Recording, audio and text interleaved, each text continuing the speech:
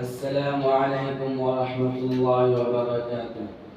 الحمد لله نحمده ونستعينه ونستغفره ونؤمن به ونتوكل عليه ونعوذ بالله من شرور أنفسنا ومن سيئات أعمالنا.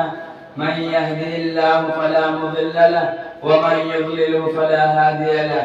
أشهد أن لا إله إلا الله وأشهد أن محمدا عبده ورسوله. أما بعد فأعوذ بالله من الشيطان الرجيم. بسم الله الرحمن الرحيم.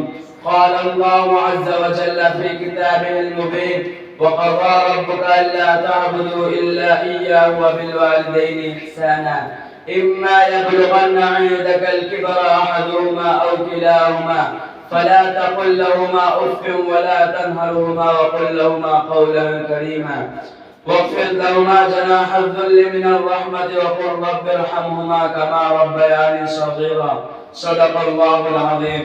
وعن عبد الله بن عمر رضي الله عنه قال رسول الله صلى الله عليه وسلم: رضا الرب في رضا الوالد وسخط الرب في سخط الوالد، او كما قال عليه السلام.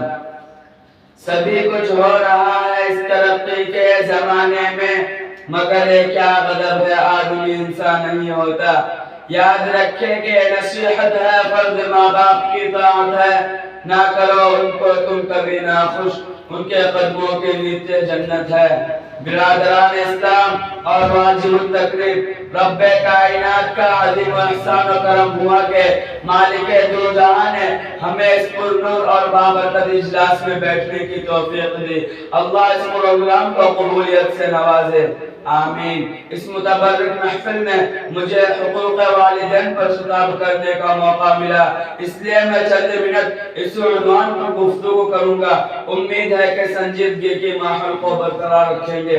حضرات گرامی، اگر آج کے پرفتن دور میں ہم دنیا پر طائرانہ نظر ڈالے تو یہ محسوس ہوتا ہے ہر سمت سے اپنے اپنے حقوق کا مطالبہ کی صدا سنائی دیتی ہے. ہر سمت ظلم و زیادتی کا دورہ نظر آتا ہے. ایک دوسرے کے حق کو مارتا ہوا نظر آتا ہے. ریا کو آقا و مالک سے شکایت، غلام و نوکر کو آقا سے شکایت، والدین کو اولاد سے شکایت. کوئی پڑوسی کا حق ادا کرنے کے لیے تیار نہیں، اولاد والدین کا حق ادا کرنے کے لیے تیار نہیں، اولاد والدین کا حق ادا کرنے کے لیے تیار نہیں. میں اپنی تقریر کو یہیں سے ختم کرتا ہوں. وما علینا الا البلاغ.